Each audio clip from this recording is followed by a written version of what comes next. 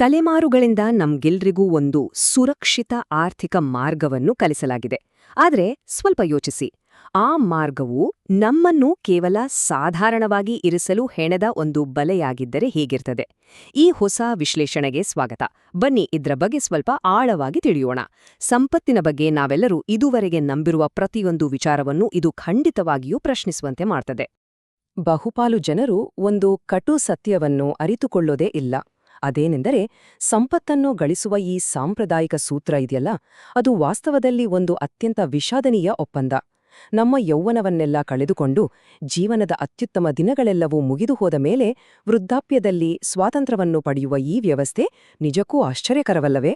ಶಾಲೆಗೆ ಹೋಗುವುದು, ಒಂದು ಕೆಲಸ ಪಡೆಯುವುದು ಮತ್ತು 40 ವರ್ಷಗಳ ಕಾಲ ಕೇವಲ 10% ಉಳಿತಾಯ ಮಾಡುವುದು.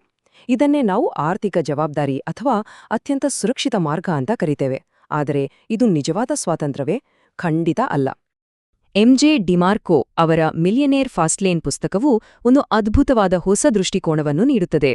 ಸಾಂಸ್ಕೃತಿಕವಾಗಿ ನಾವೆಲ್ಲರೂ ಒಪ್ಪಿಕೊಂಡಿರುವ ಈ ಆರ್ಥಿಕ ಜವಾಬ್ದಾರಿ ಎಂಬ ಕಲ್ಪನೆ ವಾಸ್ತವದಲ್ಲಿ ಕೇವಲ ವಯಸ್ಸಾದ ಮೇಲೆ ಶ್ರೀಮಂತರಾಗಿ ಅನ್ನೋ ಒಂದು ಸ್ಕೀಮಷ್ಟೇ ಎಂಬುದನ್ನು ಈ ಪುಸ್ತಕ ತೆರೆದಿಡುತ್ತದೆ. ಇದು ಹಣ ಮತ್ತು ಸಮಯವನ್ನು ನಾವು ನೋಡುವ ರೀತಿಯನ್ನೇ ಸಂಪೂರ್ಣವಾಗಿ ಬದಲಾಯಿಸುವಂಥ ಒಂದು ಪ್ರಬಲವಾದ ವಿಚಾರ.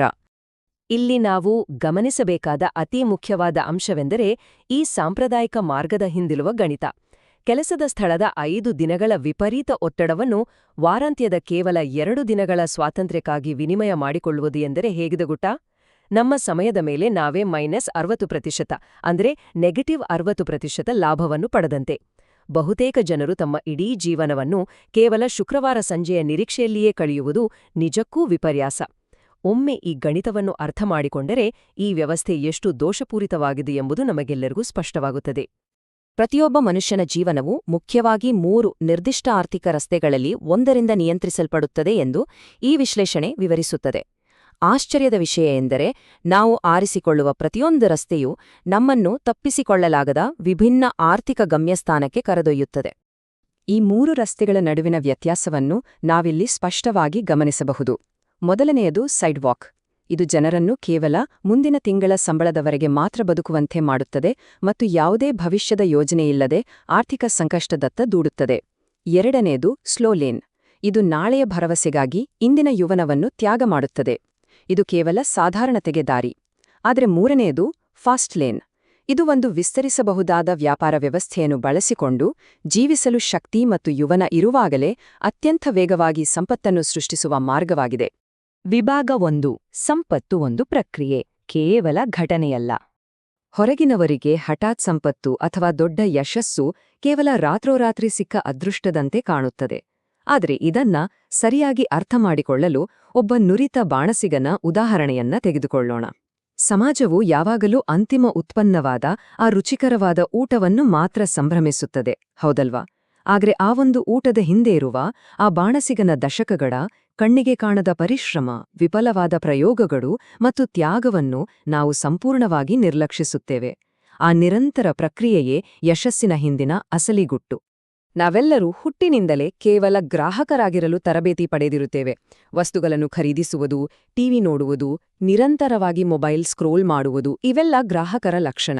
ಆದರೆ ಶ್ರೀಮಂತರಾದ ಆ ಅಲ್ಪಸಂಖ್ಯಾತರು ಸಂಪೂರ್ಣವಾಗಿ ವಿಭಿನ್ನವಾದ ಆಟವನ್ನು ಆಡುತ್ತಾರೆ. ಅವರು ಉತ್ಪಾದಕರು. ಅವರು ಬೇರೆಯವರ ವಸ್ತುಗಳನ್ನು ಖರೀದಿಸುವ ಬದಲು ತಾವೇ ವ್ಯವಸ್ಥೆಗಳನ್ನು ನಿರ್ಮಿಸುತ್ತಾರೆ ಮತ್ತು ಹೊಸ ಅವಕಾಶಗಳನ್ನು ಸೃಷ್ಟಿಸುತ್ತಾರೆ. ಶ್ರೀಮಂತರಾಗಲು ನಾವು ಮೊದಲು ಉತ್ಪಾದಕರಾಗಬೇಕು. ಹಾಗಾದರೆ ಈ ಉತ್ಪಾದಕರು ಬಳಸುವ ತಂತ್ರವಾದರೂ ಏನು ಅಂತ ಯೋಚಿಸುತ್ತಿದ್ದೀರಾ? ಇಲ್ಲಿ ನಿಯಂತ್ರಿಸಬಹುದಾದ ಅನಿಯಮಿತ ಹತೋಟಿ, ಅಂದರೆ ಕಂಟ್ರೋಲಬಲ್ ಅನ್ಲಿಮಿಟೆಡ್ ಲೆವರೇಜ್ ಎಂಬ ಅತ್ಯದ್ಭುತ ಪರಿಕಲ್ಪನೆ ಬರುತ್ತದೆ.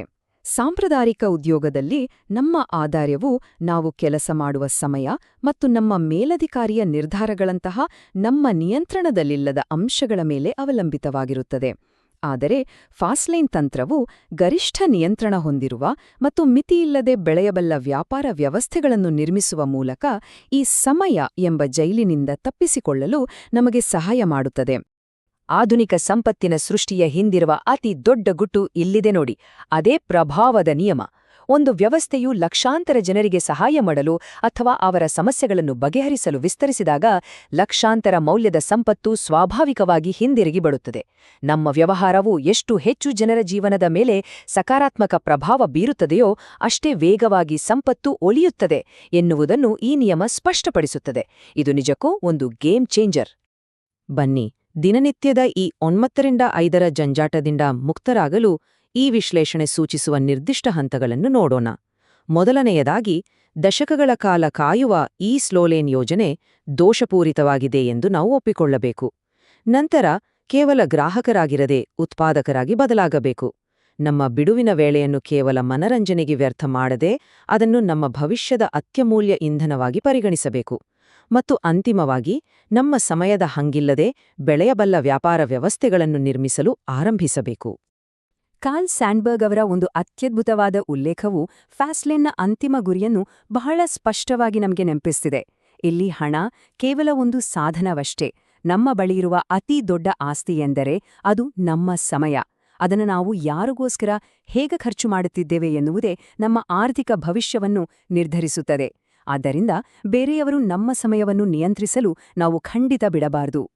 ಫಾಸ್ಟ್ಲೇನ್ನಲ್ಲಿ ಸಾಗುವುದು ಎಂದರೆ ಕೇವಲ ದುಬಾರಿ ಕಾರುಗಳನ್ನು ಕೊಳ್ಳುವುದು ಅಥವಾ ಭೌತಿಕ ಸಂಪತ್ತಿನ ಪ್ರದರ್ಶನ ಮಾಡುವುದಲ್ಲ.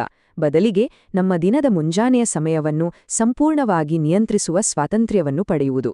ಯಾರಿಗೂ ಅಪ್ಪಣೆ ಕೇಳದೆ ನಮಗಿಷ್ಟ ಬಂದಾಗ ಪ್ರಯಾಣಿಸುವುದು ಮತ್ತು ನಮ್ಮ ಪ್ರೀತಿಪಾತ್ರರೊಂದಿಗೆ ಸಮಯ ಕಳೆಯುವ ಸ್ವಾತಂತ್ರ್ಯವನ್ನು ಹೊಂದುವುದು. ಸದ್ದಿಲ್ಲದೆ ನಮ್ಮ ಯೌವನ ಮತ್ತು ಸಮಯವನ್ನು ಕದಿಯುವ ಈ ವ್ಯವಸ್ಥೆಯಿಂದ ಸಂಪೂರ್ಣವಾಗಿ ಹೊರಬರುವುದೇ ಇದರ ಮುಖ್ಯ ಉದ್ದೇಶ. ಮತ್ತು ಅಂತಿಮವಾಗಿ, ನಾವೆಲ್ಲರೂ ಈ ಕಠಿಣ ಸತ್ಯವನ್ನು ಎದುರಿಸಲೇಬೇಕಾಗಿದೆ.